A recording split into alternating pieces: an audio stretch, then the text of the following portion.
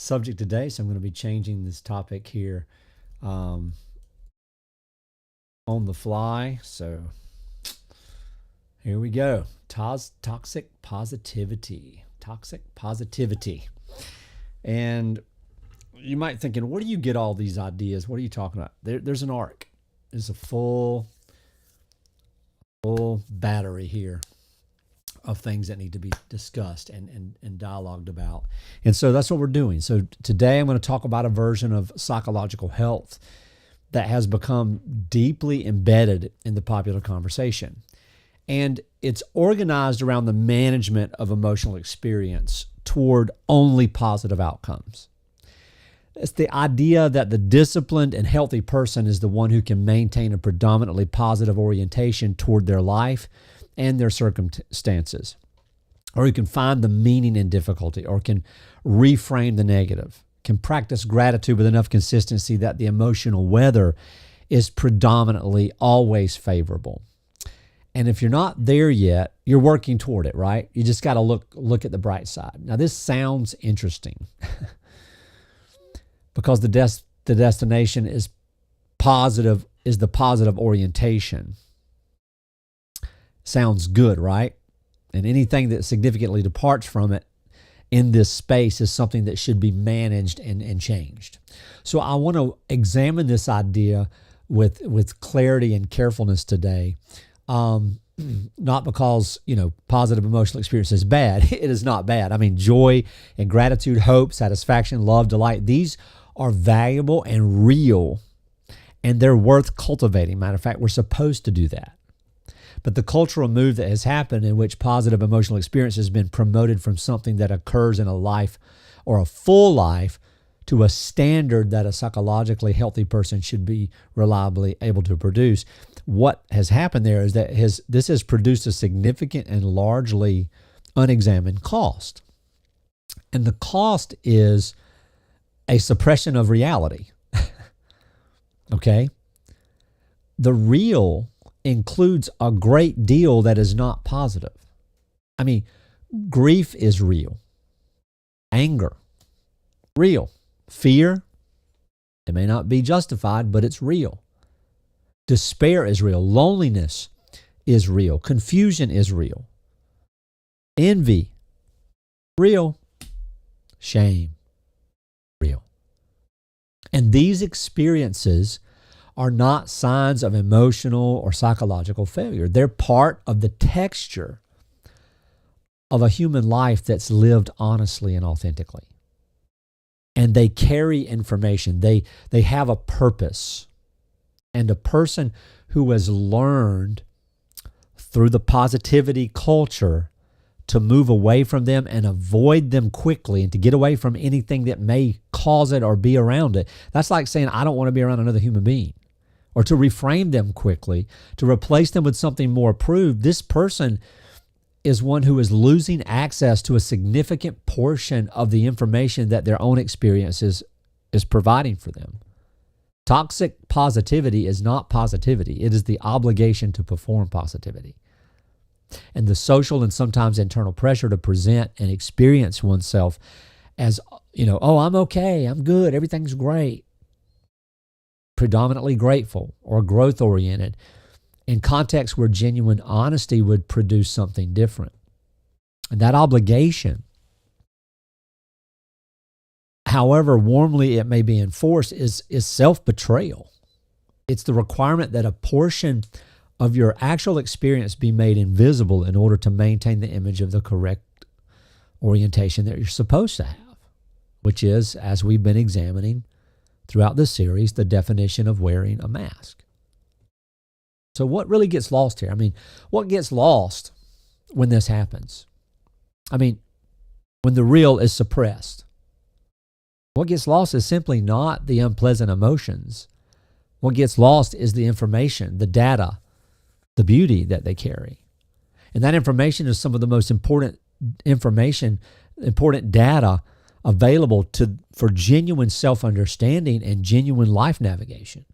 I mean, anger specifically is worth examining here because it is one of the most consistently suppressed emotions in the positivity culture. I know I suppressed it for a lot of my life. And especially for women, they are taught to suppress anger.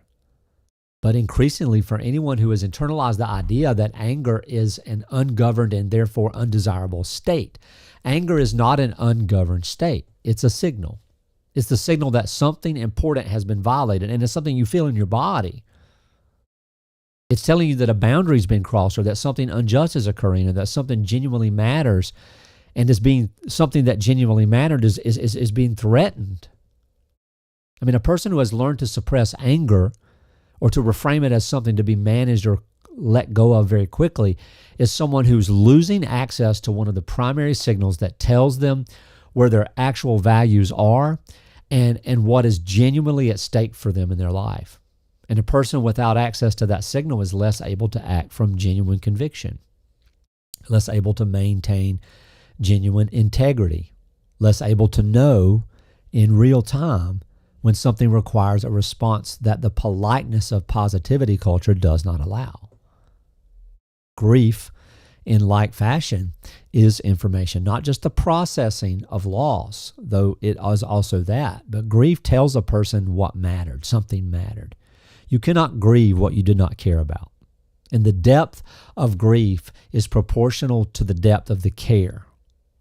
A person who is allowed to grieve fully without the pressure to move through it quickly without the pressure to move through it quickly toward like getting through with it and reframing it and get to the lesson, grow from it, is a person who has access to information about what is most real in their life. So let me say that again so you understand. The person who is allowed to not force the flip side of grief is a person who has information, beautiful and valuable information about what is most real in their life, what they most love, what they're most invested in, what would represent the most significant loss if it were gone. I mean, that information is essential for living deliberately.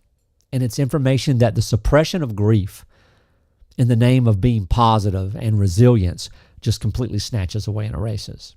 The suppression of the real also produces a specific kind of intimacy failure. I define intimacy as shared reality, and it's not real to suppress these things. Genuine connection between people requires the presence of the actual person, and the person, in actuality, includes the parts that are not positive.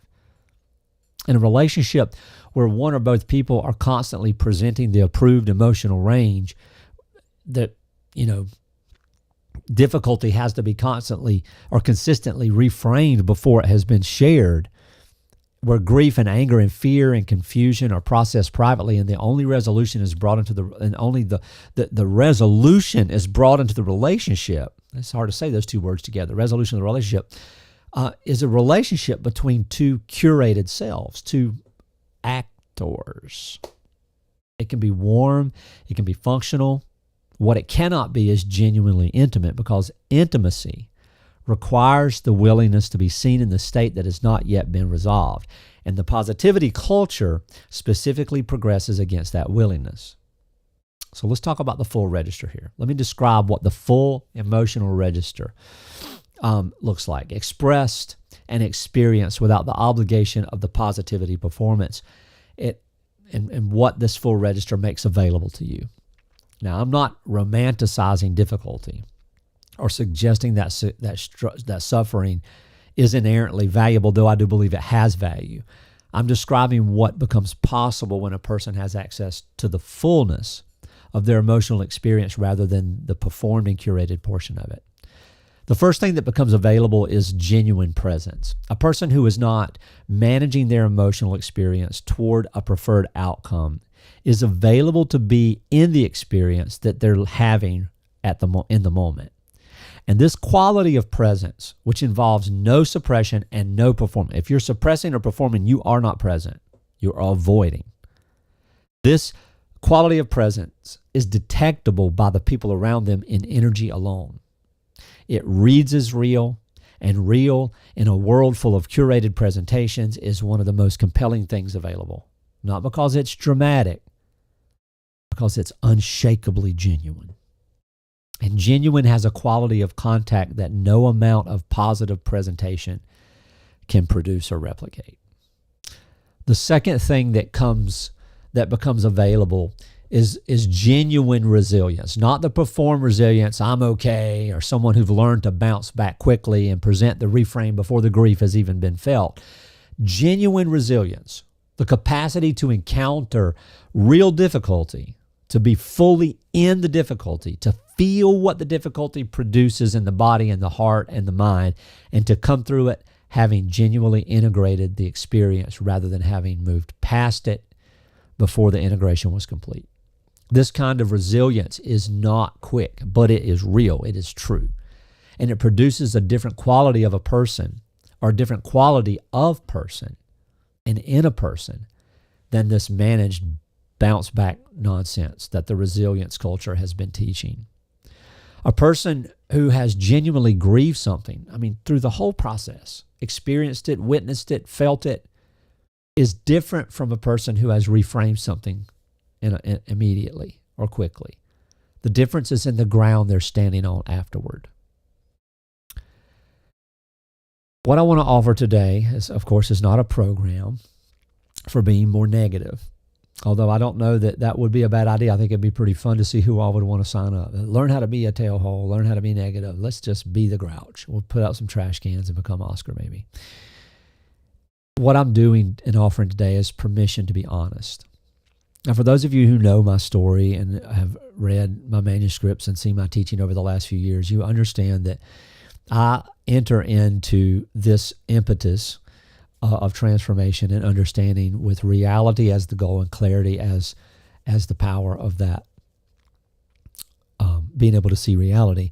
And the coin is two-sided. The first coin is brutal honesty, not a performed honesty. And that brutal honesty creates the other side of the coin, which is healthy humility, not self-deprecating, guilt-ridden, tribunal humility, but real humility. It's the permission to be honest is what I'm offering. Permission to be in the emotional experience that you're having rather than the one that you know is approved by the people that you're around. Permission to be angry when anger is the right response. To be sad when sadness is present. To be confused when confusion is the honest state. And to be afraid when fear is the appropriate signal. And to bring those states, when the relationship can hold them, into genuine connection with other people. Permission, then, in this sense, is not licensed to be governed by every emotional state. I'm not suggesting that every feeling should be expressed immediately in every context. The capacity for appropriate containment, for choosing the context where genuine expression happens, is part of true maturity. What I'm describing is the internal permission, the willingness to be in your own experience honestly, without the internal pressure to manage it towards something more acceptable. That is internal honesty. And that internal honesty is the foundation of everything else, because you cannot navigate accurately from a map that's missing a large section of the territories that you're trying to get to. The emotional experience that you're suppressing is not a problem. It's information. It's a framework. And the information, when it's honestly received, is one of the most reliable guides that you'll ever have for understanding what is true in your life. Not what should be true, what you want. Not what you want to be true, but what is true. And from what is true, genuine movement becomes possible. And it does not come from performance of what is not not there yet. What is wrong? I need more coffee. Where's my coffee? Not from the performance, but from the honest assessment and the honest acknowledgement and the honest profession and confession of where you actually are. I am angry. I am hurt. I am dysregulated. This was painful. This is where all genuine movement begins, from honesty. With the real thing, not the approved version, the thing itself, whatever it is. We don't act out in those things. We respond in those things. We're honest, exactly as it is, and the willingness to start from this place is where a lot of the misconception comes. Well, I can't start that. I just don't want to bring this out. I want to say that. I don't want to confess to I don't want to admit that. I'm going to keep it positive. Well, my grandmother Tippins used to say something. I'm going to use a profane word right here. So, spoiler alert, trigger alert. She used to say, boy, you can't make chicken salad out of chicken shit. Let what is be and name it appropriately. Don't worry about what the culture says should be. Being honest is one of the most courageous and most generative acts available to a human being who is trying to be free. So start today. What is it that you need to say is true about where you sit, about what you feel, and about what you're experiencing? I'm James. This is Unbound, Freedom for Life. See you next time.